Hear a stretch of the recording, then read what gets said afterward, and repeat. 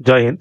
দেখো, আজকের ক্লাসে আমরা আরআরবি গ্রুপ ডির যে পরীক্ষাটা হচ্ছে তার সেকেন্ড শিফটের 12 তারিখের কিছু প্রশ্ন আলোচনা করব। ঠিক আছে? তোমরা যারা পরীক্ষাটা দিয়ে নিছো তারা প্রত্যেকে তোমাদের দেখে নাও যে কতগুলো প্রশ্ন তোমাদের ঠিক হচ্ছে। প্লাস যাদের পরীক্ষাটা বাকি আছে, এখনো তাদের এক্সাম সিটি আসেনি, তাদেরকে বলবো তারা ক্লাসটা না একদম শুরু থেকে শেষ অবধি দেখো। কেন? প্রত্যেক দিন না কোশ্চেন রিপিট হচ্ছে। মানে লাস্ট যে আমরা ফার্স্ট শিফটে করলাম সেখানেও দেখেছিলাম 4 থেকে 5টা কোশ্চেন রিপিট হয়েছে। তো সেই জন্য বলছি ক্লাসটা পুরো করো, তো তোমাদের হয়তো কিছু জিনিস মানে কিছু কোশ্চেন তোমরা কমন পেয়ে যাবে। প্লাস যেসব টপিক থেকে প্রশ্ন আসছে সেই টপিকের আমরা মোস্ট এক্সপেক্টেড কিছু কোশ্চেন করে নেব। যদি সেখান থেকেও যদি কোনো কোশ্চেন চলে আসে, মানে যেই প্রশ্নগুলো পরীক্ষাতে আসছে সেই টপিকই, ঠিক আছে, তাহলে হয়তো তোমাদের যদি আরো নাম্বার বেড়ে যায় তো ভালোই না তোমাদের জন্য। তো ঠিক আছে, চলো শুরু করা যাক। দেখো, আজকে আমাদের প্রথম প্রশ্ন যেটা ছিল, দেখো কালকের একটা প্রশ্ন ছিল যে অক্সিজেনের এই ব্যাপারটাতে, ঠিক আছে, যে অক্সিজেন গ্যাসের O2 এর পারমাণবিক ভর। ওখানে না আমার একটু বলতে একটু ভুল হয়ে গেছে। যে ব্যাপারটা ছিল কি, দেখো অক্সিজেন গ্যাস জিজ্ঞাসা করেছে, অক্সিজেন গ্যাস কি হয়? O2 হয়। আর শুধু যদি অক্সিজেন মানে এলিমেন্টের কথা বলতো তাহলে কি হতো? মানে শুধু ও হতো। আর অক্সিজেনের কি হয়? 8 হচ্ছে এর পারমাণবিক সংখ্যা, 16 হচ্ছে এর পারমাণবিক ভর। তো এখানে যদি তত্ত্বের কথা জিজ্ঞেস করে তাহলে অ্যান্সার হবে আমার 16 গ্রাম। ঠিক আছে? যদি অক্সিজেন গ্যাসের কথা জিজ্ঞেস করে তাহলে কি হবে? এখানে দুটো অক্সিজেন আছে, তো একটার যদি 16 হয় তা দুটোর কথা হবে 32 গ্রাম পার মোল হবে, তাই না? তো এই দুটোই তোমাদেরকে আমি বললাম, কালকে আমার বলতে একটু ভুল হয়ে গেছিল। তো তোমাদের দেখো অপশনে দুটোই আছে, এবার যেটা তোমাদের প্রশ্ন এসেছিল তোমরা সেই হিসাবে অ্যান্সার করিও। যদি অক্সিজেন এলিমেন্ট আসে তাহলে 16, গ্যাস আসলে তোমার 32 হবে। কেমন? চলো নেক্সট কোশ্চেন দেখো, যেটা আমাদের পরীক্ষাতে এসেছিল। দেখো বলছে কি যে কোন জীবের মধ্যে বাইনারি ফিউশন হয়। ঠিক আছে? দেখো ইউগ্লিনার যদি আমরা কথা বলি, এটা হচ্ছে একটা কি প্রোটোজোয়া। ঠিক আছে? প্রোটোজোয়া সঙ্গের প্রাণী, প্রোটোজোয়া সঙ্গের প্রাণী। ঠিক আছে? হাইড্রার মধ্যে কি হয়? বাডিং হয়। প্ল্যানেরিয়ার মধ্যে কি হয়? পুনর্জনন হয়, মানে রিজেনারেশন হয়। তো সঠিক অ্যান্সার কি হবে তোমার? অ্যামিবা। অ্যামিবা আর অ্যামিবার মধ্যে কি বাইনারি ফিউশন হয়, বিখণ্ডন। অ্যামিবা ছাড়া আর কার মধ্যে হয় বলতো? ভাইরাসের মধ্যে হয়। ভাইরাসের মধ্যে হয় তোমার হচ্ছে বাইনারি ফিউশন। কেমন? তো চলো এর টপ রিলেটেড কিছু আমরা জিনিস এই দেখে নিই, যেগুলো তোমাদের পরীক্ষা দিয়ে আসতে পারে, কিছু ফ্যাক্ট আর কি। চলো দেখো কি বলছে, যে বাইনারি ফিউশন হয় এমন এক ধরনের অযৌন প্রজনন যেখানে একটি জীব দুটি অভিন্ন বংশধরে বিভক্ত হয়। যেমন অ্যামিবাতে কি হয়? দুটো অংশ সমান বিভক্ত হয়ে দুটো নতুন অ্যামিবার তৈরি করে। ঠিক আছে? তবে প্ল্যানেরিয়াতে কি বললাম? রিজেনারেশন হয়, মানে পুনর্জন্ম হয়। যদি হাইড্রাই জিজ্ঞেস করে কি হয়? হাইড্রার মধ্যে বাডিং হয়। তাই তো? চলো নেক্সট কোশ্চেন দেখো, যেটা তোমাদের পরীক্ষাতে এসেছিল। দেখো কি বলছে, এনজাইম প্রধানত কোন কোষের অঙ্গাণুতে পাওয়া যায়। ঠিক আছে? দেখো মাইটোকন্ড্রিয়া কি হয়? এটিপি নির্মাণ করে, একে কি বলে? পাওয়ার হাউস অফ সেল বলা হয়। তাই তো? এন্ডোপ্লাজমিক রেটিকুলাম কি সব থেকে বড় কোষ অঙ্গ? সব থেকে কি বড় কোষ অঙ্গ? রাইবোজোমকে কি বলা হয়? প্রোটিন ফ্যাক্টরি বলা হয়। এটা এই কোশ্চেনগুলো দেখো আমি রোজ তোমাদেরকে বলছি, আর দেখো প্রতিদিন এখান থেকে প্রশ্ন আসছে। প্রোটিন ফ্যাক্টরি বলা হয়। লাইসোসোমকে কি বলা হয়? আত্মহত্যার থলি বলা হয়। সুসাইড সেল অফ ব্যাগ, আত্মহত্যার থলি। ঠিক আছে? তো দেখো সঠিক অ্যান্সার তোমাদের হবে কি? লাইসোসোম। ঠিক আছে? লাইসোসোম কোষের প্রধানত এনজাইম পাওয়া যায়। ঠিক আছে? ওই এনজাইম দিয়ে কি করে, মানে যেসব কোষ নষ্ট হয়ে যায় সেই সব কোষকে কি মানে ওই মানে যেসব কোষ ধরো মানে কাজ করছে না সেই সব কোষকে এই এনজাইম দ্বারা সে নষ্ট করে দেয়। কেমন? তো দেখো কিছু ফ্যাক্ট তোমরা এখান থেকে জেনে নাও। কেমন? দেখো মাইটোকন্ড্রিয়া সম্বন্ধে কি বলছে। মাইটোকন্ড্রিয়া এটি উদ্ভিদ কোষ প্রাণী কোষ উভয় পাওয়া যায়। মাইটোকন্ড্রিয়াকে কোষের পাওয়ার হাউস বলা হয়। কারণটা কি? শক্তি উৎপাদন করে। কোষ শ্বসনের সাথে সম্পর্কিত কার্যাবলী যেমন এটিপি উৎপাদন, খাদ্যের জারণ মাইটোকন্ড্রিয়ায় করে। এটিপি কত নির্মাণ করে? 38 এটিপি নির্মাণ করে। ঠিক আছে? লাইসোসোমের ব্যাপারে কি বলছে? লাইসোসোম শুধুমাত্র প্রাণী কোষে পাওয়া যায়। ঠিক আছে? লাইসোসোম হলো জীবন্ত প্রাণীর মধ্যে পাওয়া বিশেষ অনুঘটক যা জৈবিক ক্রিয়ায় ত্বরান্বিত করে। ত্বরান্বিত মানে কি? মানে নষ্ট, মানে এগিয়ে যেতে ফেলে দেয় আর কি। ঠিক আছে? তাই লাইসোসোমকে সুইসাইড সেলও বলা হয়, সুইসাইড ব্যাগও বলা হয়। দেখো রাইবোজোম কি বলছে? এটা উদ্ভিদ প্রাণী দুটোতেই পাওয়া যায়। সব থেকে ছোট কোষ অর্গানেল, এটিকে প্রোটিন কারখানা বলা হয়। এই প্রশ্নটা আছে যে প্রোটিন ফ্যাক্টরি কাকে বলা হয়? এর প্রধান কাজ কি? প্রোটিন সংশ্লেষণ করা। এবার দেখো এন্ডোপ্লাজমিক রেটিকুলাম কি বলছে? এটি উদ্ভিদ প্রাণী দুটোতেই পাওয়া যায়। এটা দেখো সব থেকে বড় কোষ অঙ্গ। ঠিক আছে? এটার কাজ কি? চর্বি আর প্রোটিনের সংশ্লেষণ করা হচ্ছে এন্ডোপ্লাজমিক রেটিকুলামের কাজ। কেমন? তো তোমরা এই পয়েন্টগুলো তোমরা মনে রাখবে। ঠিক আছে? চলো নেক্সট কোশ্চেন দেখো, যেটা এসেছিল তোমাদের পরীক্ষাতে। দেখো নেক্সট কোশ্চেন তোমাদের কি বলছে, যে সময় বেগ সমান বেগ এবং সময়ের গ্রাফে রেখাটি মানে কিসের সমান্তরাল হয়। দেখো একটা যদি আমরা গ্রাফ, তোমরা যারা যারা পড়েছো তারা তারা জানবা, এটা কি হলো? বেগ। ঠিক আছে? এটা হয়ে গেল সময়। বেগ সময়ের গ্রাফ। সময়কে আমরা এক্স অ্যাক্সিস বলি, বেগকে আমরা কি ওয়াই অ্যাক্সিস ধরে নিই। এবার দেখো যখন কোনো যদি মনে হয় বেগ আর সময়ের মানে বেগ সময়ের ফর্মুলা কি কি হয়? ত্বরণ হয়, মানে অ্যাক্সেলারেশন হয়। ঠিক আছে? তার মানে কি এইটা এরকম যদি কার্ভ থাকে তাহলে তার মানে কি বেগ বাড়ছে। ঠিক আছে? এক নম্বর হচ্ছে বেগ বাড়ছে। এরকম ভাবে যদি কার্ভ আসে তাহলে কি হবে? মানে মানে সরি, এক নাম্বার কি হচ্ছে? ত্বরণটা বাড়ছে। ঠিক আছে? এই 2 নাম্বার যদি আমরা বলি, 2 নাম্বার কি হবে? ত্বরণটা কমছে। ঠিক আছে? এইখানে যদি এইভাবে আমরা সোজাসুজি মানে স্ট্রেট লাইন যদি যাই, আমরা একটু ব্যাকা হয়ে যাচ্ছি। এই লাইন বরাবর যদি যাই, এই ৩ নাম্বারটাকে আমরা কিসে ডোনেট করি? এটা হচ্ছে এক সমান ত্বরণ, ঠিক আছে? একটা লাইন এখান থেকে এইভাবে যায়। এটা ৪ নাম্বার লাইন ধরো। এটাতে কি হচ্ছে? এটা হচ্ছে স্থির অবস্থা, ঠিক আছে? মানে এখানে বেগ হচ্ছে না। কারণ কি? দেখো, আর এখানে একটা থাকে সময় হচ্ছে স্থির বলে দেয়। মানে স্ট্রেট লাইন কি কোনো জিনিসকে কনস্ট্যান্ট করে দেয়, ঠিক আছে? কনস্ট্যান্ট করে দেয়। তো এটা কি মানে এটাকেও ৫ নাম্বার কি সময়কে স্থির করে দেয়, কিন্তু সময় কি কোনো স্থির হয়? তার মানে এটা কি? এটা একটা অসম্ভব অবস্থা। এবার দেখো এইটা যখন কেটে গেল, এখানে দুটোই তুমি লাইন দেখতে পাচ্ছ যেটা সমান্তরাল আছে। একটা হচ্ছে সময় আর একটা হচ্ছে এই লাইনটা বেগ, ঠিক আছে? তো এবার দেখো তো সমান্তরাল কি? এই লাইনটা সময় এক্স এর এটা সমান্তরাল আছে না? কোশ্চেন তো আমাকে এটাই জিজ্ঞেস করছে, রেখাটি কিসের সমান্তরাল? সময় অক্ষের সমান্তরাল এক্স অক্ষ। একদম দেখো, এটা এক্স অক্ষ, এর সমান্তরাল লাইন হচ্ছে এই লাইনটা। আর এটারই কথা বলেছে। কেন? কারণ বলছে সমান বেগ। এটা কি বলে? স্থির বেগ, মানে কি এক সমান বেগ তুমি বলতে পারো, তাই না? তো সঠিক অ্যান্সার তোমার কি হবে? অপশন নাম্বার এ হয়ে যাবে তোমাদের সঠিক অ্যান্সার। তোমরা বুঝতে পেরেছো? তো চলো এবার দেখো নেক্সট যেটা তোমাদের পরীক্ষাতে এসেছিল, এটা কি এসেছিল? দেখো নেক্সট কি তোমাদের বলেছে যে 2025 সালে মে মাসে ভারতে পালিত জাতীয় প্রযুক্তি দিবসের থিম কি ছিল? এরকম ৪টা অপশন তোমাদের পরীক্ষাতে দেওয়া ছিল, যেগুলো সঠিক অ্যান্সার হচ্ছে যন্ত্র। মানে হিন্দিতে যন্ত্র বলে, বাংলাতে আমরা বলছি, মানে বাংলা ভাষায় আমরা কি বলি? যন্ত্র। তো কি বলছে? যন্ত্র বলে একটা মানে প্রযুক্তি দিবসের থিম ছিল, যার কি ছিল? নতুন প্রযুক্তি, গবেষণা ও ত্বরণের অগ্রগতির জন্য যুগান্তর, ঠিক আছে? এটা ছিল তোমার সঠিক অ্যান্সার, মানে এটা অপশনে ছিল। দেখো এর ব্যাপারে কিছু ফ্যাক্ট তোমরা জেনে নাও। বলছে জাতীয় প্রযুক্তি দিবস 2025-এ পালিত হয়েছিল। কবে? 11ই মে 2025। এই তারিখটা তোমরা মনে রাখো, 11ই মে 2025। এই বছরের আনুষ্ঠানিক থিম ছিল যন্ত্র, নতুন প্রযুক্তি, গবেষণা এবং ত্বরণের অগ্রগতির জন্য যুগান্তর। এই প্রতিপাদ্যটি নতুন প্রযুক্তি, গবেষণা এবং তাদের ত্বরণ আর দ্রুত উন্নয়নের উপর জোর দেয়, যাতে ভারত প্রযুক্তিগতভাবে উদ্ভাবন এবং নেতৃত্বের পথে এগিয়ে যেতে পারে। এটাই ছিল এদের মানে মেন কারণ ছিল, ওই হিসাবে এই থিমটাকে রাখা হয়েছে, ঠিক আছে? সঠিক অ্যান্সার তোমার কি? সঠিক অ্যান্সার হচ্ছে তোমার অপশন নাম্বার এ। চলো নেক্সট কোশ্চেন দেখো, যেটা তোমাদের পরীক্ষাতে এসেছিল, ঠিক আছে? এক সেকেন্ড। দেখো বায়োলজির সেল চ্যাপ্টারটা থেকে এই প্রশ্নটা এসেছিল। বলছে কি, যখন কোষগুলি বিভিন্ন গোষ্ঠীতে একই রকম কাজ করে তখন এটি কি নির্দেশ করে? এটি শ্রমের কার্যকরী বিভাজনকে সাহায্য করে, নাকি সকল কোষ একই রকম ভাবে তোলে, এটি দলগুলোকে দুর্বল করে, নাকি টিস্যু গঠন করে? দেখো সিম্পল একটা ব্যাপার, আমাদের শরীরে অনেকগুলো কোষ থাকে যারা বিভিন্ন রকমের কাজ করে, ঠিক আছে? এবার ধরো কোনো সময় আমাকে হাত চালাতে হলো, তখন কি হবে? বিভিন্ন জায়গার কোষ এখানে চলে আসবে। তোমরা সিম্পল একটা জিনিস ভেবে দেখো, তোমরা ধরো পিকনিক করতে গেছো, ঠিক আছে? এবার ওখানে বিভিন্ন ধরনের লোকজন আছে। এবার দেখো একটা কাজ সবাই মিলে ভাগ করছে। এখানে কেউ ডাক্তার আছে, কেউ ইঞ্জিনিয়ার আছে, কেউ আদার্স কোনো প্রাইভেট জবে আছে, কিছুতে আছে। এবার যখন তোমরা পিকনিক করছো তখন কি তোমরা সবাই মিলে একটা কাজ করছো, আর সেই কাজটা কি তোমরা ভাগ করে নিচ্ছ, তাই না? সেম জিনিস এখানে কোষরা তাই করে, বুঝলে তো? কোষ কি করে? শ্রমের কার্যকরী বিভাজনে সাহায্য করে। মানে আমি হাত চালাচ্ছি, এবার হাতের জন্য যা যা করতে হবে সবাই, সব কোষ ওখানে একত্রিত হয়, দিয়ে নিজের কাজটাকে ভাগ করে নেয়, বুঝলে তো? এটাই হয়। দেখো এখানে কি লেখা আছে, যখন একই রকমের কার্য সম্পাদনকারী কোষগুলি গোষ্ঠী গঠন করে তখন তারা নির্দিষ্ট কাজ সম্পাদনের জন্য একসাথে কাজ করে। একে কার্যকারী শ্রম বিভাজন বলা হয়। তো সঠিক অ্যান্সার তোমার কি হবে? অপশন নাম্বার এ, ঠিক আছে?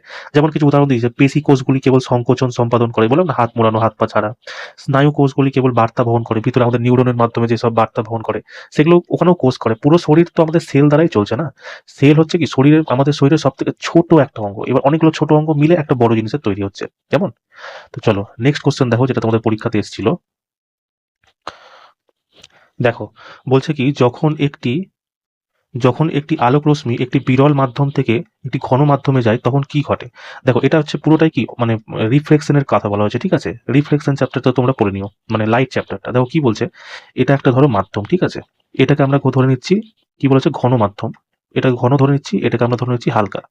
এখানে হালকা যেটা বিরল আছে সেটাকে হালকা বলা হচ্ছে, ঘনটাকে ঘন। কি বলছে? যখন আলোক রশ্মি একটি বিরল মাধ্যম থেকে ঘন মাধ্যমে যায়, মানে হালকা থেকে এই ঘন মাধ্যমে আসছে, ঠিক আছে? তখন কি ধরো এখান থেকে আলোটা আসছে, তো আসছে আসছে আসছে। এবার আলোটা যাওয়ার কথা কি এই এই বরাবর চলে যাওয়ার কথা সোজাসুজি, কিন্তু আলোটা সোজাসুজি না গিয়ে, ঠিক আছে, সে কি করে? একটু এই সাইডে ঘুরে যায়, এইদিকে একটু, এই সাইডে একটু বেঁকে যায়। এটাই তো হচ্ছে মানে প্রতিসরণ না? রিফ্লেক্ট হলে কি হলো? রিফ্লেকশন হলে এখানে আসতো, এদিক দিয়ে বেরিয়ে যেত। কিন্তু প্রতিসরণে কি হয়? যে মাধ্যম মানে একটা মাধ্যম থেকে অন্য মাধ্যমে প্রবেশ করে। এবার যখন সে লাইটটা এভাবে আসছিল তখন এর কি সোজা যাওয়ার কথা ছিল, কিন্তু সোজা না গিয়ে কি এই যে মানে এই ব্যাপারটা আছে এর কাছাকাছি চলে এলো। মানে আসার কথা এতটা, কিন্তু আসছে কতটা? এতটা আসছে। তার মানে কি প্রতিফলিত যে কিরণটা আছে, মানে আপাতিত কিরণ সোজাসুজি না গিয়ে একটু বেঁকে যায়। এবার কার দিকে? এটাকে বলা হয় অভিলম্ব, ঠিক আছে? অভিলম্ব। অভিলম্ব বলা হয়। ঠিক আছে, এই অভিলম্বটাকে কি অনেক সময় স্বাভাবিকভাবে ধরা হয়। তো কি বলছে, যখন তার মানে তুমি কি বুঝতে পারলা, আলো যখন হালকা থেকে ঘনর দিকে আসবে তখন সে কি করবে, অভিলম্বের দিকে একটু বেঁকে যাবে। সেম জিনিস উল্টো হবে, ধরো ঘন মাধ্যমে যদি যায়, কি না ঘন মাধ্যম থেকে হালকা মাধ্যমে যাচ্ছে, তাহলে কি যাওয়ার কথা ওর এই বরাবর, কিন্তু যাবে কি এই বরাবর চলে যাবে। কারণ কি, তার মানে কি স্বাভাবিক থেকে একটু দূরে সরে যাবে। কেমন, এবার দেখো প্রশ্ন তোমাদের কি এসছে, বলছে বিরল মাধ্যম থেকে ঘন মাধ্যমে গেলে কি হয়, স্বাভাবিক থেকে দূরে চলে যায় না, দেখলাম কি স্বাভাবিক থেকে কাছে চলে আসে। এটি স্বাভাবিকের দিকে বাঁক নাই, হ্যাঁ, অপশন নম্বর বি হচ্ছে তোমাদের সঠিক অ্যান্সার। দেখো এখানে কিছু কিছু পয়েন্ট দেওয়া আছে, আমি লিখে দিয়েছি, পয়েন্টগুলো তোমরা পড়ে নিও। বলছে কি, যখন আলোক রশ্মি একটি বিরল মাধ্যম থেকে ঘন মাধ্যমে যায় তখন এর গতি কমে যায়, তরঙ্গ দৈর্ঘ্য কমে যায় এবং কি স্বাভাবিকের দিকে বেঁকে যায়। এই ঘটনাটি প্রতিসরণ সূত্রের উপর নির্ভর করে, তাই সঠিক উত্তর হলো এটি স্বাভাবিকের দিকে বাঁক নেয়। কেমন, অপশন নাম্বার বি তোমাদের হচ্ছে সঠিক অ্যান্সার। এবার এক্সামে তোমাদের যেখানে মানে যে অপশনে ছিল সেটা তোমাদের কারেক্ট অ্যান্সার হয়ে যেত। চলো নেক্সট কোশ্চেন দেখো, যেটা আমাদের পরীক্ষাতে এসেছিল। দেখো বলছে কি, CuSO4 প্লাস H2O, এক সেকেন্ড, CuSO4 প্লাস H2O মিলে CuSO4 ডট H2O, এটি কোন ধরনের বিক্রিয়ার কথা বলছে। দেখো যখন দুটো অভিকারক, এটা ধরো আমি ধরে নিলাম A প্লাস বি, মিলে যখন একটা মানে সিঙ্গেল প্রোডাক্ট তৈরি করে তখন সেটাকে আমরা কি বলি, কম্বিনেশন রিয়াকশন বলি, তাই না। এখানে কি হচ্ছে, কপার সালফেটের সাথে যখন জলের যখন অভিক্রিয়া হচ্ছে তখন এটা কি ডিহাইড্রেটেড একটা রিয়াকশন হচ্ছে। মানে এই রিয়াকশনকে যখন মনে রাখবা, যখন কোনো রিয়াকশনে জল যখন অ্যাড হয়ে যায় কিনা তখন সেটাকে কি ডিহাইড্রেশন অভিক্রিয়া বলে। ডিসপ্লেসমেন্ট অভিক্রিয়াতে কি হয় বলতো, এ বি প্লাস সি আছে, এটা থেকে যখন তৈরি হবে কি হবে, এ সি প্লাস বি তৈরি হবে। ঠিক আছে, ডিকম্পোজিশন কি, যখন কোনো পচা গলা থেকে যখন কোনো রিয়াকশন হয় সেটাকে ডিকম্পোজিশন বলে। ডবল ডিসপ্লেসমেন্টে কি হয়, ধরো A B plus C D আছে, এটা যখন অভিক্রিয়া করবে তখন কি হবে, A C plus BD reaction হবে। ঠিক আছে, এটাকে ডবল ডিসপ্লেসমেন্ট রিয়াকশন বলে। এটাকে অনেক সময় রেডক্স অভিক্রিয়া বলে। ঠিক আছে, রেডক্স অভিক্রিয়া, কারণ কি যখন কোনো রেডক্স অভিক্রিয়া কি হয়, ধরো অক্সিজেন আর হাইড্রোজেন দুটোই জুড়ছে আর মানে যুক্ত হচ্ছে প্লাস ত্যাগও করছে, সেটাকে রেডক্স অভিক্রিয়া বলে। আর এই রেডক্স অভিক্রিয়া কোথায় হয়, ডবল ডিসপ্লেসমেন্ট অভিক্রিয়াতে রেডক্স অভিক্রিয়া হয়। ঠিক আছে, চলো কিছু ফ্যাক্ট তোমরা এখান থেকে জেনে নাও যেগুলো তোমাদের পরীক্ষাতে যদি আসে। কেমন, দেখো কি বলছে, যে যখন সাদা কপার সালফেট জলে মিশিয়ে নীল স্ফটিকের মতো কপার সালফেট তৈরি করা হয়, সুতরাং কি হচ্ছে, দুটো পদার্থ একত্রিত হয়ে একক উৎপাদ তৈরি করছে। তো এই ধরনের অভিক্রিয়া কি বলা হয়, কম্বিনেশন রিয়াকশন বলা হয়। যখন জলের সাথে যৌগ তৈরি হয় সেটা কি বলা হয়, হাইড্রেশনও বলা হয়। আর এই কম্বিনেশনের আকার কেমন হয়, এ প্লাস বি মিলে এ বি তৈরি করে। ঠিক আছে, মানে দুটো আলাদা আলাদা অভিকারক মিলে একটা সিঙ্গেল প্রোডাক্ট নির্মাণ করে। কেমন, চলো নেক্সট কোশ্চেন দেখো, যেটা তোমাদের পরীক্ষাতে এসেছিল, সেটা হচ্ছে, দেখো একটা প্রশ্ন তোমাদের এসেছিল, বলছে যে জীবাশ্ম জ্বালানির উপর নির্ভরতা কমাতে সম্প্রতি কেন্দ্রীয় বাজেটে কোন মিশন চালু করা হয়েছে। ঠিক আছে, দেখো মিশনের অপশনগুলো কি ছিল ঠিকঠাক আমি মানে জানতে পারিনি, তো আমি তোমাকে বলতেছি কি কি মিশন চালু করা হয়েছিল। ঠিক আছে, দেখো কি বলছে, জীবাশ্ম জ্বালানির উপর নির্ভরতা কমাতে কেন্দ্রীয় বাজেট 2023-24 জাতীয় সবুজ হাইড্রোজেন মিশন, এটাই হয়তো সম্ভবত মানে এক্সামে ছিল। ঠিক আছে, এই অপশনটা সবুজ হাইড্রোজেন মিশন চালু করা হয়েছিল, যার লক্ষ্য কি ছিল, ভারতকে সবুজ হাইড্রোজেন উৎপাদন ও রপ্তানির জন্য একটি বিশ্বব্যাপী কেন্দ্র গড়ে তোলা। 2030 সালের মধ্যে জীবাশ্ম জ্বালানি আমদানি উল্লেখযোগ্যভাবে হ্রাস করা। পারমাণবিক শক্তি মিশনের মতো অন্যান্য মিশন এই 2025-26 বাজেটেও ঘোষিত করা হয়েছে বলে, তো এতে তার অবদান রাখবে। তো সঠিক অ্যান্সার ছিল তোমার সবুজ হাইড্রোজেন মিশন। ঠিক আছে, এটাই সম্ভবত অপশনে তোমাদের ছিল। তো যারা যারা তোমরা সবুজ হাইড্রোজেন মিশন করে এসছো তারা তারা তোমরা সঠিক অ্যান্সার করেছো। আর এটা তোমরা মনে রাখবো 2023-24 সালে এটা করা হয়েছিল। ঠিক আছে, কেন্দ্রীয় বাজেটে চালু করা হয়েছিল। আর 2030 সালের মধ্যে আমদানি রপ্তানি মানে কমানোর কথা এরা ভেবে রেখেছে। ঠিক আছে, চলো নেক্সট কোশ্চেন দেখো, যেটা তোমাদের পরীক্ষাতে এসেছিল। এক সেকেন্ড, দেখো পরবর্তী প্রশ্নটা বলছে কি, মধ্যাকর্ষণের ত্বরণের কি বলছে, মাধ্যাকর্ষণের কারণে ত্বরণের সূত্র কি, মানে ছোট জি এর মান তোমাকে জিজ্ঞেস করেছে। এটা কি হয়, জিএম বাই আর স্কোয়ার। ঠিক আছে, এটা যে অপশন আছে সেটা অপশন নাম্বার এতেই আছে। দেখো জিএম বাই আর স্কোয়ার। দেখো এর ব্যাপারে কিছু জিনিস তোমরা ফ্যাক্টগুলো জেনে নাও যেগুলো তোমাদের পরীক্ষাতে হয়তো পরবর্তী শিফটে যদি আসে। বলছে মধ্যাকর্ষণের কারণে ত্বরণের মান গ্রহের ভর এবং তার ব্যাসার্ধের উপর নির্ভর করে। ঠিক আছে, যেখানে গ্রহের ভর কি এম, ব্যাসার্ধ হচ্ছে আর। আর এটা কি নিউটনের সার্বজনীন মাধ্যাকর্ষণ সূত্র অনুসারে জি সমান সমান জিএম বাই আর স্কোয়ার হয়, যেখানে কি জি হচ্ছে সার্বজনীন মহাকর্ষীয় ধ্রুবক। এটা মহাবিশ্বে কোথাও এর মান পরিবর্তন হয় না। কার বলতো, বড় জি এর মান কোথাও পরিবর্তন হয় না। যদি বড় জি এর মান জিজ্ঞেস করে কত, 6.67 into 10⁻11 newton metre square per KG square. ঠিক আছে, এটা কি বড় জি হচ্ছে একটা স্কেলার রাশি, আর এম এখানে কি বললাম, এম হচ্ছে যে কোনো গ্রহের ভর, আর কি সেই পৃথিবীর ব্যাসার্ধ। যদি পৃথিবীর ব্যাসার্ধ জিজ্ঞেস করে কত হয় বলতো, 64,6400 কিলোমিটার। ঠিক আছে, এটা মনে রাখবা, এটা হচ্ছে পৃথিবীর ব্যাসার্ধ। কেমন, চলো নেক্সট কোশ্চেন দেখো, যেটা তোমাদের পরীক্ষাতে এসেছিল। দেখো কি বলছে, কোন গ্র্যান্ড স্ল্যাম সম্প্রতি 2025 সালে সমস্ত ম্যাচের জন্য সম্পূর্ণ স্বয়ংক্রিয় ইলেকট্রনিক লাইন কলিং এর সিস্টেম স্থানান্তরিত করেছে। ঠিক আছে, মানে মানব লাইন বিচারক ছাড়া পুরোটাই ইলেকট্রনিক লাইন কেলিং। ঠিক আছে, এটার সঠিক অ্যান্সার কি? দেখো কিছু ফ্যাক্ট তোমরা জেনে নাও। বলছে উইম্বলডন আনুষ্ঠানিকভাবে ঘোষণা করেছে যে 2025 সাল থেকে টুর্নামেন্টে আর মানব লাইন বিচারক ব্যবহার করা হবে না এবং সমস্ত কোর্টে একটি সম্পূর্ণ স্বয়ংক্রিয় ইলেকট্রনিক লাইন কলিং সিস্টেম, যাকে ইএলসি বলা হয়, এটা ব্যবহার করবে। অলরেডি ইউএস ওপেন এটা 2020-তে আর অস্ট্রেলিয়ান ওপেন 2021-এ এটা চালু করে দিয়েছিল। ঠিক আছে, 2025 থেকে চালু করেছে, 2025-এ হচ্ছে উইম্বলডন এটা চালু করেছে। কেমন? তোমরা মনে রাখবা এই ফ্যাক্টটা। মানে 2020-তে ইউএস ওপেন চালু করে দিয়েছে, 2021-এ অস্ট্রেলিয়ান ওপেন চালু করে দিয়েছে, আর 2025-এ কে করেছে? উইম্বলডন করেছে। এটা যদি ফুল ফর্ম জিজ্ঞেস করে, ইএলসির ফুল ফর্ম আসতে পারে, তো মনে রাখবো ইলেকট্রনিক লাইন কলিং সিস্টেম। ঠিক আছে, চলো নেক্সট কোশ্চেন দেখো, যেটা তোমাদের পরীক্ষাতে এসেছিল। দেখো বলছে কি যে 2025 সালের ফেব্রুয়ারির মধ্যে প্রধানমন্ত্রী ভারতীয় জনঔষধি পরিকল্পনা অধীনে ভারতে কতটি, ঠিক আছে, কতটি ঔষধি কেন্দ্র খোলা হয়েছে? দেখো ফেব্রুয়ারি সাল অবধি বলেছে না, ফেব্রুয়ারি সাল অবধি হচ্ছে তোমার 15,057টি খোলা হয়েছে। 16,912টি এটা জুন মাস অবধি খোলা হয়েছে। ঠিক আছে, জুন 30 অবধি খোলা হয়েছে। আর যদি বলে 2027-এর মধ্যে কতটা খোলা হবে, তাহলে টোটাল তোমার অ্যান্সার হবে কি? প্রায় 25,000 নতুন মানে এই জনঔষধি পরিকল্পনা কেন্দ্র খোলা হবে। ঠিক আছে, দেখো এখানে কিছু ফ্যাক্ট তোমাদেরকে আমি বলে দিয়েছি। প্রধানমন্ত্রী জনঔষধি পরিযোজনা এর অধীনে 28 ফেব্রুয়ারি 2025 পর্যন্ত মোট 15,057টি তোমাদের জনঔষধি কেন্দ্র খোলা হয়েছে। মানে এটা হলো তোমার সঠিক অ্যান্সার। পরবর্তী শিফটে তোমাকে কি জিজ্ঞেস করতে পারে?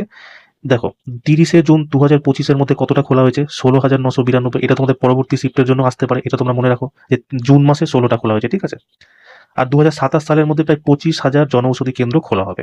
আচ্ছা, এর মেন উদ্দেশ্য কি? এর উদ্দেশ্য হলো জনসাধারণের কাছে মানে খুব অল্প মূল্যে মানব সম্পন্ন জেনেটিক ওষুধ সরবরাহ করা। মানে যেসব জিনিসের মানে ধরো এমনি কেমিক্যাল শপের দাম 100 টাকা, সে এখান থেকে তুমি সেটা 25 টাকা বা 30 টাকায় পেয়ে যাবে। কেমন? এটাই হচ্ছে এর মূল মানে মেন উদ্দেশ্য। কেমন? চলো নেক্সট কোশ্চেন দেখো, যেটা তোমাদের পরীক্ষাতে এসেছিল। সেটা হচ্ছে, দেখো কি বলেছে যে একজন ব্যক্তির ভর 75 কেজি, মহাকর্ষীয় ত্বরণ জি এর মান দিয়েছে 10 এবং সে 25 সেকেন্ডে 8 মিটার দূরত্ব অতিক্রম করে, তাহলে শক্তির মান কত হবে? দেখো শক্তি সমান সমান কি? শক্তির ফর্মুলা কি? পি সমান সমান কি? W by T. তো আমাকে এখানে শুধু টি দেওয়া আছে 25 সেকেন্ড, বাকি কিছু দেওয়া নেই। তো ডাব্লিউ সমান সমান কি হয় শক্তির ক্ষেত্রে? এম জি এইচ, এটাও একটা শক্তির ফর্মুলা। তো দেখো এম আমাকে কত দিয়ে দিয়েছে? এম দিয়ে দিয়েছে 75। ঠিক আছে, ইন্টু জি এর মান দিয়ে দিয়েছে 10। হাইট আমাকে দিয়ে দিয়েছে, দেখো 8 মিটার দূরত্ব বলেছে, এটাকে হাইট নিয়ে নেবো আমরা। ঠিক আছে, হাইট এম জি এইচ ডাব্লুর মান পেয়ে গেলাম বাই টি। টি কত দিয়ে দিয়েছে আমাকে? 25 সেকেন্ড। ঠিক আছে, এবার কাটো 25/75 কেটে গেল কত? 3। তো 3 8 24, 24 10 240 ওয়াট। অপশন নাম্বার কি? অপশন নাম্বার এ হয়ে গেল তোমার সঠিক অ্যান্সার। ঠিক আছে, তো তোমাদের দেখো পোটেনশিয়াল এনার্জি এর মানে সূত্র হচ্ছে mgh। ঠিক আছে, যদি তোমার কাইনেটিক এনার্জি জিজ্ঞেস করে, কাইনেটিক এনার্জি কত হবে? Half mv square. ঠিক আছে, আচ্ছা যদি তোমার কাইনেটিক এনার্জি এবং ভরবেগের মধ্যে সম্পর্ক দেয়, সেক্ষেত্রে কাইনেটিক এনার্জি কত হবে? P square by 2m। ঠিক আছে, এই তিনটা ফর্মুলা তোমরা মনে রাখবা, যেখান থেকে কাইনেটিক এনার্জি থেকে তো রোজ প্রশ্ন আসছে। আজকে এই ডাব্লিউ চলো। আচ্ছা, ওয়ার্কের ফর্মুলা কি হয়? ওয়ার্কের ফর্মুলা হয় এফ এস কস থিটা। ঠিক আছে, কস থিটা, তারপর হয় এফ ভি হয়, তারপরে mgh হয়। ঠিক আছে, তারপরে হাফ mv স্কোয়ার হয়। ঠিক আছে, এগুলো সব কার্যের ফর্মুলা হয়। কেমন? চলো দেখো নেক্সট কোশ্চেন দেখো, যেটা তোমাদের পরীক্ষাতে এসেছিল। দেখো বলছে কি যে কেন সকল অঙ্গ বিভিন্ন কাজ করে? কারণ কোষ বিভিন্ন, সেই জন্যই সকল অঙ্গ বিভিন্ন কাজ করে। আমাদের শরীরে তো বিভিন্ন ধরনের মানে কোষ আছে না, যেটা দেখলে তোমার স্নায়ুতন্ত্রের জন্য আলাদা, পেশির জন্য আলাদা, ব্রেনের জন্য আলাদা। ঠিক আছে, দেখো কি বলছে, মানব দেহের বিভিন্ন বিভিন্ন কার্যকারিতা রয়েছে। কারণ মানব দেহে বিভিন্ন অঙ্গের বিভিন্ন কার্যকারিতা রয়েছে, কারণ তারা বিভিন্ন ধরনের বিশেষায়িত কোষ দ্বারা গঠিত। তাহলে কোষ কি হলো? বিভিন্ন ধরনের হলো। বিশেষায়িত মানে কি? স্পেশালিস্ট, বিভিন্ন কাজের জন্য বিভিন্ন রকমের কোষ। কোষের নির্দিষ্ট কার্যকারিতা কোষ বিভাজনের প্রক্রিয়ার মাধ্যমে নির্ধারিত হয়। যখন কোষ মানে কোষের কাজ কি? কোষ বিভাজন করা, নতুন কোষের নির্মাণ করা, এটাই হলো কোষের কাজ। কেমন? চলো দেখো নেক্সট কোশ্চেন, যেটা তোমাদের পরীক্ষাতে এসেছিল। দেখো বলছে কি যে বৈদ্যুতিক প্রবাহ দ্বারা উৎপাদিত তাপের সঠিক সূত্র কি? তাপের দেখো 4টা সূত্র আমরা জানি। কি কি? আই স্কোয়ার আর টি প্রথম, দ্বিতীয় আমরা জানি হচ্ছে V square by R into T. 3 নম্বর ফর্মুলা আমরা কি জানি? V I T. 4 নম্বর ফর্মুলা আমরা কি জানি? পিটি। এই 4টা ফর্মুলা হচ্ছে হিটের আছে। ঠিক আছে, হিট আর ইলেকট্রিসিটি। তো দেখো অপশনে কোনটা আছে? এইচ সমান সমান আই আর হবে না, এইচ সমান সমান আই স্কোয়ার আর টি। দেখো অপশন নাম্বার বিতে তোমাদের এই অপশনটা দেওয়া আছে। ঠিক আছে, পরবর্তীকালে যদি তোমাদের এটা তো দিয়ে দিল, কালকে এটা থেকে প্রশ্ন এসেছিল, এখন এই দুটোই বাকি আছে। তো এই দুটো তোমরা জানো, ভিআইটি পিটি। এর এখানে তোমাকে এখান থেকে ডিরেক্ট নিউমেরিক্যাল দিতে পারে, বা পিটি এই অপশন থেকে ডিরেক্ট নিউমেরিক্যাল দিতে পারে। কেমন? তো চারটা অপশনই তোমরা মনে রাখো। চলো নেক্সট কোশ্চেন দেখো, যেটা আমাদের পরীক্ষাতে এসেছিল। বলছে কি, দেখো একটা প্রশ্ন তোমাদের এসেছিল, বলছে হকির জন্য 2024 সালে অর্জুন পুরস্কার কাকে দেওয়া হয়েছিল। ঠিক আছে, তো ওখানে অনেক রকম অপশন ছিল, তো দেখে নাও কাকে কাকে দেওয়া হয়েছিল। সঞ্জয় সুখজিৎ সিংকে দেওয়া হয়েছিল, জার্মানপ্রীত সিংকে দেওয়া হয়েছিল, ঠিক আছে, অভিষেক এবং সালিয়া তোতেকে দেওয়া হয়েছিল। এই সালিয়া তোতেকে ভারতীয় মহিলা ক্রিকেট হকি দলের ক্যাপ্টেন। ঠিক আছে, তো এর মধ্যে যে কোনো একটা অপশন তোমাদের ছিল। কেমন? তো তোমরা অপশনগুলো ভালো করে দেখে নাও, কি সঞ্জয় সুখজিৎ সিং, জার্মানপ্রীত সিং, অভিষেক এবং সালিমা তোতে। কেমন? সালিমা তেতে। ঠিক আছে, চলো নেক্সট কোশ্চেন দেখো, যেটা তোমাদের পরীক্ষাতে এসেছিল। দেখো বলছে কি, যে 2025 সালে আয়ুর্বেদ দিবসের থিম কি ছিল। এটা ছিল অপশন নাম্বার বি, মানুষ ও গ্রহের জন্য আয়ুর্বেদ। ঠিক আছে, যারা যারা তোমরা এই অপশনটা করে এসছো তাদের একদম ঠিক আছে। আচ্ছা, কবে এটা হয়েছিল? 23শে সেপ্টেম্বর 2025-এ আয়ুর্বেদ দিবস 2025 পালন করা হয়েছে। এটা এবার কত, 10ম সংস্করণ ছিল। ঠিক আছে, মানে এটা যেবার এই 2025 যেটা হলো সেটা 10 নম্বর, এর আগে 9বার অলরেডি হয়ে গেছে। বলছে এর আনুষ্ঠানিক প্রাতিপাদ্য ছিল, মানে থিম ছিল কি ছিল, মানুষ ও গ্রহের জন্য আয়ুর্বেদ। তোমরা এটা মনে রাখবা। তো এখান থেকে মনে রাখার বিষয় কি, কবে হয়েছিল? 23শে সেপ্টেম্বর 2025-এ হয়েছিল। আর কততম সংস্করণ ছিল? 10 নম্বর সংস্করণ ছিল। ঠিক আছে, চলো নেক্সট কোশ্চেন দেখো, যেটা তোমাদের পরীক্ষাতে এসেছিল। দেখো বলছে কি, ভারত কোন বছরের মধ্যে নেট জিরো নির্গমন অর্জনের লক্ষ্য নির্ধারণ করেছে। এটা হচ্ছে 2070-এর মধ্যে নেওয়া হয়েছে। এটা কে মানে বলেছিল? এটা মানে আমাদের যে প্রধানমন্ত্রী সে বলেছিল। কোথায় থেকে বলেছিল? গ্লাসগোতে অনুষ্ঠিত COP26 জলবায়ু শীর্ষ সম্মেলনে বলেছিল। কে বলেছিল? প্রধানমন্ত্রী বলেছিল। কি বলেছে? 2070 সালের মধ্যে নিট শূন্য নির্গমন অর্জনের লক্ষ্য নির্ধারণ করেছে। ঠিক আছে, সঠিক অ্যান্সার কি? তোমার অপশন নাম্বার সি, 270। চলো নেক্সট কোশ্চেন দেখো, যেটা তোমাদের পরীক্ষাতে এসেছিল। দেখো কি বলছে, যে অ্যালুমিনিয়াম সালফেট বেরিয়াম ক্লোরাইডের সাথে বিক্রিয়া করলে বেরিয়াম সালফেটের রং কি হয়? সাদা, হলুদ, নীল না পিঙ্ক?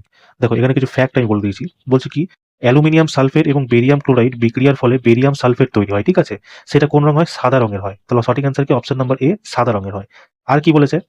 বিক্রিয়ার সময় একটি কঠিন সাদা অবক্ষেপ হিসাবে পাওয়া যায় যখন অ্যালুমিনিয়াম ক্লোরাইড দ্রবণে দ্রবীভূত হয়। তো এখানে সাদা অবক্ষেপ কার হয়? বেরিয়াম সালফেটের সাদা অবক্ষেপ তৈরি হয়। ঠিক আছে, এর ইকুয়েশন দেখো, Al2CO4 প্লাস CbAcL2 যদি অভিক্রিয়া করে তো BaSO4 তৈরি। এটাই হচ্ছে বেরিয়াম সালফেট। কেমন? দেখো বেরিয়াম সালফেট কি বলছে, এটি একটি সাদা কঠিন পদার্থ যা দ্রবণ থেকে পৃথক হয়। আর অ্যালুমিনিয়াম ক্লোরাইড কি, এটা জলে দ্রবণীয়। আর এটা বিক্রিয়ার ধরনটা কি হচ্ছে, এটা একটা ডবল ডিসপ্লেসমেন্ট রিয়াকশন। তো সঠিক অ্যান্সার তোমার কি হবে? সাদা হবে। চলো নেক্সট কোশ্চেন দেখো, যেটা তোমাদের পরীক্ষাতে এসেছিল। দেখো বলছে কি, যে বীমা সম্প্রসারণ প্রকল্প 2025 কবে চালু হবে? এটা ডিসেম্বরে 2025-এ চালু হবে। ঠিক আছে, সঠিক অ্যান্সার ডিসেম্বর 25। যারা যারা করে এসছো তাদের 1 নম্বর। দেখো এর ফ্যাক্ট কিছু জেনে নাও। বলছে 2025 সালের ডিসেম্বরের মধ্যে চালু হওয়ার সম্ভাবনা রয়েছে। এটি একটি নতুন ব্যাপক বীমা পণ্য যা বিশেষভাবে গ্রামীণ ভারতের জন্য ডিজাইন তৈরি করা হয়েছে। এটাও তোমাদের মানে প্রশ্ন আসতে পারে, যে কাদের জন্য এটা তৈরি করা হয়েছে। তাহলে কি গ্রামীণ ভারতের জন্য। আর এটা কি, এই প্রকল্পটি গ্রামীণ জনগণের জন্য জীবন স্বাস্থ্য সম্প্রতি বীমাকে একটি একক পলিসির সাথে একত্রিত করে, যা প্রতি ব্যক্তিকে 5 লক্ষ পর্যন্ত কভারেজ প্রদান করতে পারে। তাহলে তোমাদের জিজ্ঞাসা করতে পারে যে বীমা সম্প্রসারণ প্রকল্প 2025 কত টাকা পর্যন্ত দেওয়া হতে পারে। তাহলে তোমাদের আনসার কি হবে? 5 লাখ অব্দি। ঠিক আছে, এই পয়েন্টটা তোমরা মনে রাখবা। কেমন? চলো নেক্সট কোশ্চেন দেখো, যেটা তোমাদের পরীক্ষাতে এসেছিল। দেখো এরকম একটা প্রশ্ন তোমাদের এসেছিল, যে 2025 সালে এপ্রিল মাসে সুপ্রিম কোর্ট কোন প্রতিষ্ঠানকে তাজমহলের উপর কাঁচ শিল্পের প্রভাব মূল্যায়ন করার নির্দেশ করেছে।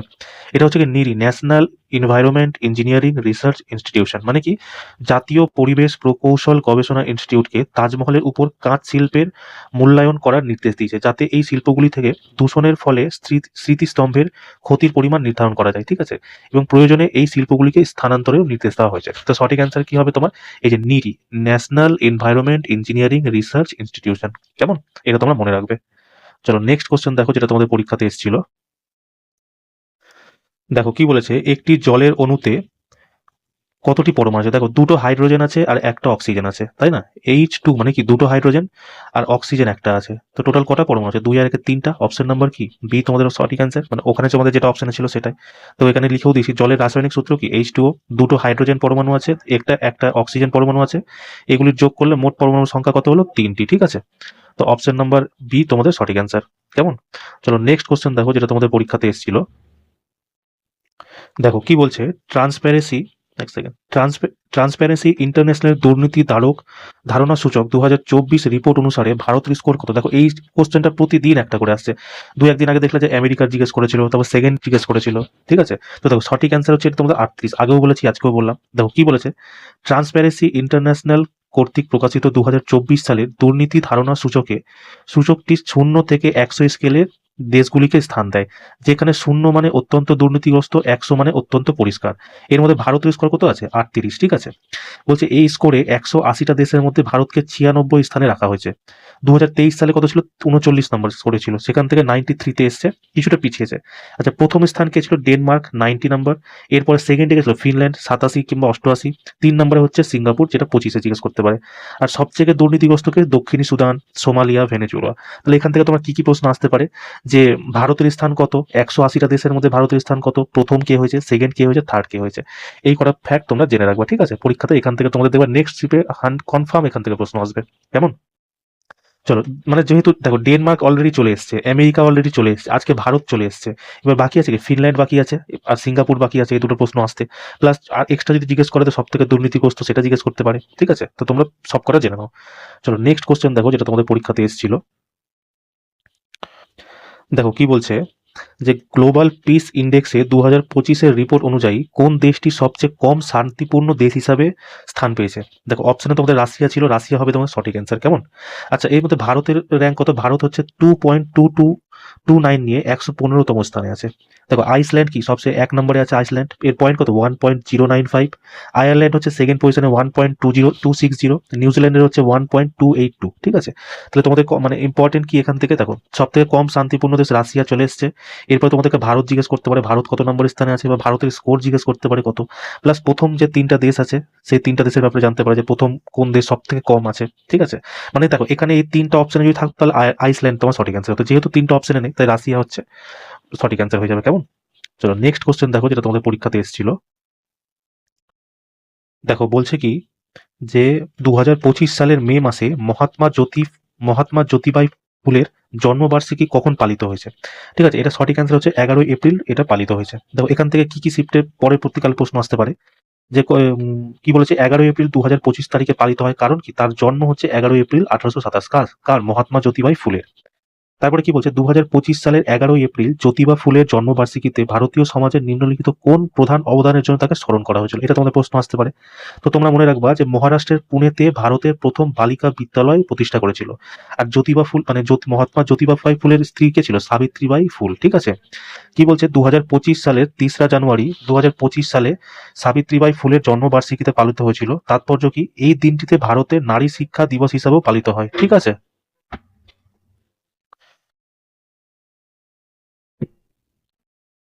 দেখো বলছে কি, যে 2025 সালে লরিয়াস ওয়ার্ল্ড স্পোর্টস অ্যাওয়ার্ডসে breakthrough of the year কে পেয়েছে? এটা পেয়েছে ল্যামিন ইয়ামাল, ঠিক আছে? দেখো প্রত্যেকটা শিফটে না এই লরিয়াল অ্যাওয়ার্ড থেকে প্রত্যেকটা শিফটে প্রশ্ন আসছে। তো তোমরা কিছু কিছু নাম তোমরা জেনে নাও, ঠিক আছে? কেমন? তাহলে তোমাদের আসলে কি এখান থেকে কমন 100% শিওর এখান থেকে পরীক্ষাতে প্রশ্ন আসবে।